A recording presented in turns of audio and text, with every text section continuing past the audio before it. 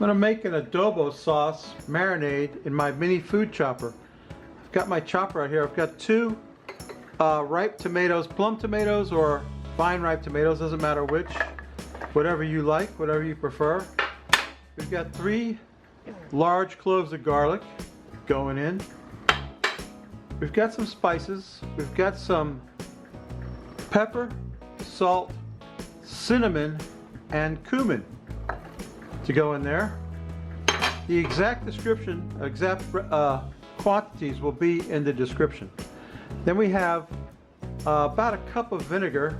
Apple cider vinegar is preferred, but I'm using white vinegar because it's what I have on hand. Then we need some oregano.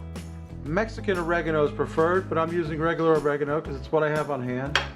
And also 2 heaping tablespoons of brown sugar in there. And here's the kicker of this recipe. I'm using Tango Spice Southwest Sunset. Instead of hydrating, dried peppers and taking the seeds out of them and doing all that, Tango Spice Southwest Sunset has everything in it you need. It's got chipotle peppers, ancho chili peppers, and piquin pepper. It also has a little bit of cumin and a little bit of coriander. I'm putting 2 heaping tablespoons of Tango Spice Southwest Sunset. If you'd like to get some Tango Spice, I'll put a link in the description to the Tango Spice store where you can get some. And we got, last but not least, now I should make a video about this.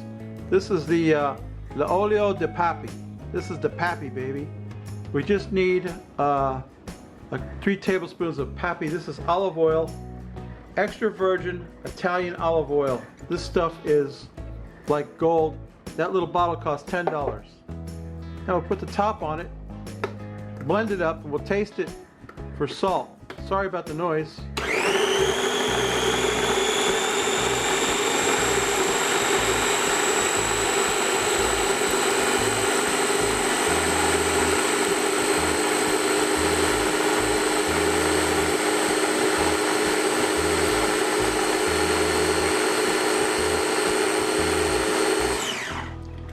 Alright, let's check it out. It looks a little watery to me, but I think it'll be okay.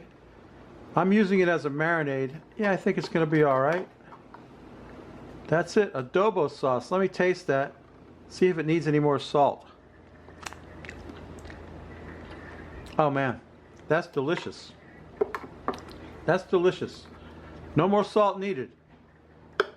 Babies, make yourself some adobo sauce. Marinate some meat right away. Thanks for watching. Bye.